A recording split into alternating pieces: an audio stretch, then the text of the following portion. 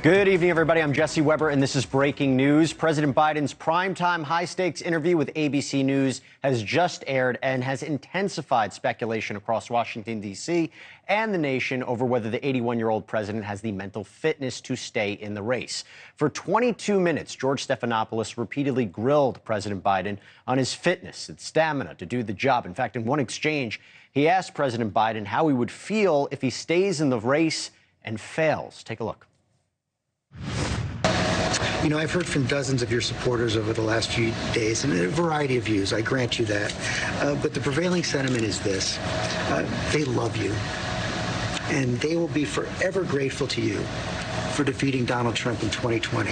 They think you've done a great job as president, a lot of the successes you outlined. But they are worried about you and the country, and they don't think you can win. They want you to go with grace, and they will cheer you if you do. What do you say to them? I say the vast majority are not where those folks are. I don't doubt there's some folks there.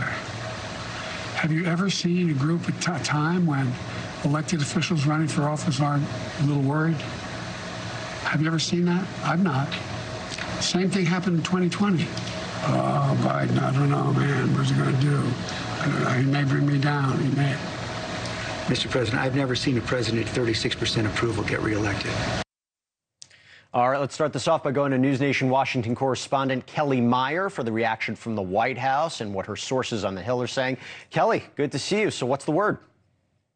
Yeah, and I was just texting with some sources just on Capitol Hill, at the White House, and just in Biden's orbit. And I wanted to start off with the text that I just got from a senior House Democrat. And he says basically the president's interview went much better than expected based on the debate performance we saw over a week ago, but then goes on to say it's probably not enough to reverse the position he put himself in. So that's coming from a senior House Democrat as they're going to be meeting as they come back to Washington next week. So it seems to them the damage is already done. That debate performance has already been baked in, and this interview seemed to not make much of a difference, at least in the eyes of Democrats on Capitol Hill. But then we also were messaging with the White House as well. They said when I got their initial reaction, it was one word, strong.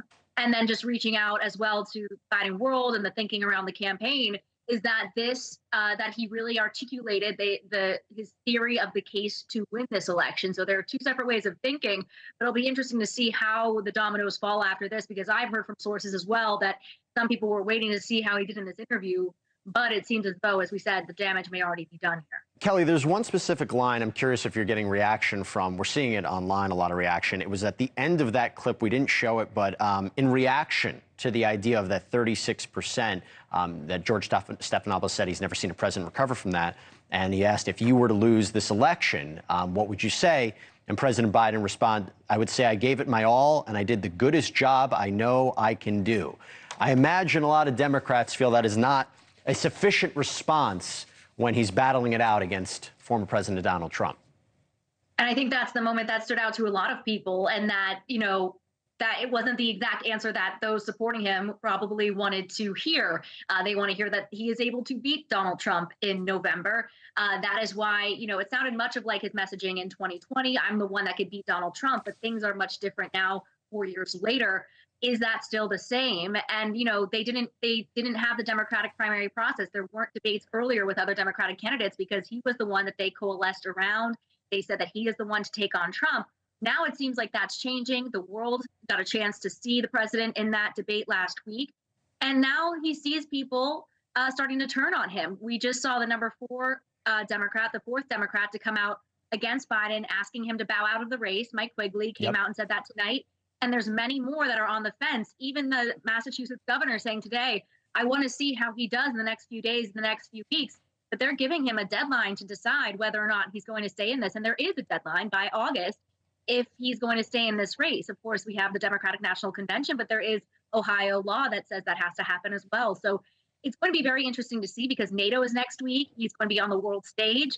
And all the questions we're already seeing are being asked to NATO Secretary General about Biden's health. So it's already distracting on the world stage from these issues. So, and then the week after that is the RNC. So where they go from here is just going to be something to watch. Thank you for watching. Go to newsnationnow.com to find NewsNation on your cable provider. And don't forget to click the red subscribe button below to get more of NewsNation's fact-driven, unbiased coverage.